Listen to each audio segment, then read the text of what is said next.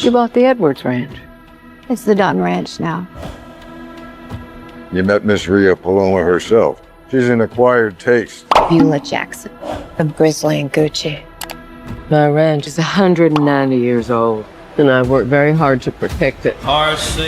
She built an empire with her bare hands, buried her secrets so deep nobody thought they'd ever surface, and in one single episode, everything came crashing down. Beulaha didn't just lose control of her ranch. She lost control of her own body, falling to the ground in front of everyone she has ever protected. But here's the part nobody is talking about. The man she killed decades ago might be the reason her own son turned into a monster. Is this collapse really just stress? Or is her body finally paying the price for a secret she has carried her entire life? Stick around because by the end of this video, you'll understand exactly why Episode 7 changed everything we thought we knew about Beulaha. Episode 7 did something nobody expected. It didn't focus on Beth. It didn't focus on Rip. Instead, it pulled back the curtain on the one character everyone feared but barely understood, Beulaha. For years, she has been the iron fist running 10 Petals Ranch, the woman nobody dared to question. But this episode showed us that her strength was never really strength. It was survival, and survival always comes with scars. We learned that Beulaha met a man named Luke when she was young. At first, he came across as harmless, maybe even charming. The kind of man who makes you feel special before he shows his real face. But Luke wasn't harmless at all. He assaulted Beulaha, and that single act set off a chain of events that would shape the rest of her life. Sometime later, Beulaha discovers she is pregnant. Now here's where things get interesting. She tells her driver, Mariano, who is also the baby's father, to take her straight to Luke's house. At first glance, this looks like she's going to tell him the news. Maybe she wants him to take responsibility. Maybe she still believes, somewhere deep down, that he could be a decent man. That's exactly what most viewers assumed, including us. But that assumption was completely wrong. Instead of breaking the news, Beulaha kills him. No hesitation, no warning. She ends his life right there. This wasn't a woman in denial. This wasn't a woman struggling to process trauma.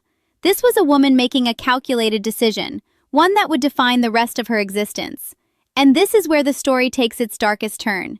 If Luke is the father of her child, and that child grows up to be Rob Will, then Beulaha has spent decades raising the son of the man who hurt her. Think about what that means. Every time she looked at Rob Will, she may have seen pieces of Luke staring back at her. Every tantrum, every act of rebellion, every reckless decision Rob Will made as he grew older could have triggered memories Beulaha spent years trying to bury. This doesn't mean Beulaha never loved her son. But love and resentment can exist in the same heart, tangled together in ways that are almost impossible to separate. And we already have proof that her relationship with Rob Will was broken long before Episode 7. Earlier in the series, Oriana told Beulaha directly that she was the one who created Rob Will's demons in the first place. That's not a small accusation. That's someone telling Beulaha, to her face, that her own coldness shaped the chaos her son became. If Rob Will truly is Luke's son, that accusation suddenly makes a lot more sense. Beulaha wasn't just struggling to bond with a difficult child. She may have been struggling to bond with a living reminder of the worst night of her life. So when Episode 7 moved into the celebration scene, the 190th anniversary of 10 Petals Ranch, the tension was already sitting right below the surface. Beulaha seemed ready to finally hand everything over to Walken. She trusts him. She respects him. And honestly, he has earned every bit of that trust. While Rob Will spent years creating chaos, going in and out of rehab, making mess after mess, Walken was the one quietly holding the ranch together. He cleaned up disasters that weren't his to clean. He carried weight that wasn't his to carry. And for a moment, it looked like Beulaha was finally going to reward him for it. But then Rob Will walked back into the picture. Fresh out of rehab, he showed up at the celebration like he owned the place. And within minutes, he made it clear he wasn't there to celebrate anyone but himself. He confronted Beulaha directly, and what he said next changed the entire direction of the story. He threatened to kill Walken if Beulaha handed him the ranch. Let that sink in for a second. Rob Will didn't argue. He didn't plead his case. He threatened murder to get what he wanted. And Beulaha, the same woman who once killed a man without hesitation, suddenly found herself completely cornered. Because this time, the threat wasn't about her. It was about someone she has grown to genuinely respect. Maybe even someone she sees as the son she wishes she'd had. So she made a decision that shocked everyone watching. She named Rob Will as her successor. Right there, in front of everyone, she gave him exactly what he wanted. For years, Walken believed Beulaha favored Rob Will simply because he was her biological son. He had no idea that the real reason was far darker. Rob Will didn't earn that position. He forced it out of her with a threat. And Walken still doesn't know that.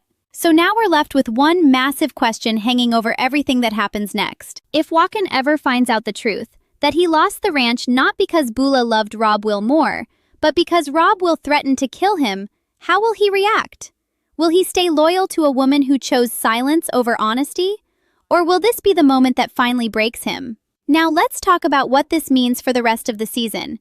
Because the moment Rob Will became the official successor, everything at 10 Petals Ranch shifted onto a much more dangerous path. For years, Rob Will wanted power. He wanted control. He wanted everyone to look at him the way they look at Walken, with respect instead of suspicion. But wanting power and knowing how to use it are two completely different things, and Rob Will has never shown any sign that he understands the difference. He has spent most of his adult life cycling in and out of rehab, making reckless decisions and leaving other people to clean up after him. Walken was always the one fixing his mistakes. Now imagine what happens when there's nobody left to fix them. This is exactly why episode 8 feels like it's about to show us Rob Will at his absolute worst. Once someone like him finally gets what he has chased for years, the first instinct isn't caution. It's overconfidence. He believes he has won. He believes the threat worked exactly the way he planned. And when a man like Rob Will believes he has won, he stops being careful. He starts making decisions to prove a point instead of decisions that actually protect the ranch. That's a recipe for disaster, especially for someone running an operation as large and complicated as 10 Petals Ranch. Meanwhile, Walken is stuck in the worst possible position. He knows exactly what needs to be done. He has the experience. He has the instincts. But he no longer has the authority to act on any of it.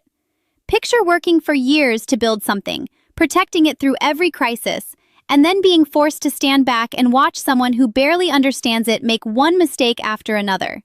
That's the situation Walken now finds himself trapped in, and it might be the hardest challenge he has faced throughout the entire series. There's also the matter of Beulah's collapse, because everything that happens next depends entirely on whether she survives it. After delivering her announcement, naming Rob Will as her successor in front of everyone at the celebration, Beulaha suddenly drops to the ground. The show hasn't confirmed exactly what happened to her, but the way it's shown strongly suggests a stroke. Everett is right there beside her in that moment, which means episode 8 will almost certainly pick up immediately where this left off, with Beulah's condition hanging over everything else in the story. If she survives, and there's a strong chance she will, this collapse could become the wake-up call both she and Everett desperately need. After everything Beulaha has been through, the trauma with Luke, decades of running the ranch, raising a son who constantly tested her limits, her body may finally be showing the cost of carrying all of that weight alone. This collapse could force her and Everett to confront the fact that time is no longer something they can take for granted. But here's the darker possibility. If Beulaha survives but needs time to rest and recover, who exactly is going to keep an eye on Rob Will while she's gone? For the first time in years, there would be nobody actively supervising him, no one holding him accountable, no one stepping in before his decisions spiral out of control. That kind of freedom in the hands of someone like Rob Will doesn't sound like an opportunity. It sounds like a countdown to disaster. The only people who might be able to slow him down are Beth and Rip, and neither of them trusts him even slightly. Rip in particular has every reason to despise Rob Will, especially after learning that he was responsible for leaving a dead body on Rip's own land. That's not the kind of thing Rip is likely to forget or forgive. So as Rob Will steps into a position of power he was never ready for, with Beulaha recovering and Walken forced to the sidelines, one question becomes impossible to ignore.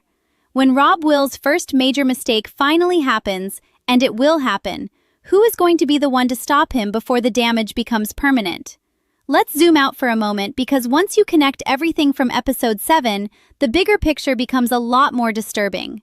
Beulaha has spent her entire life building walls around herself.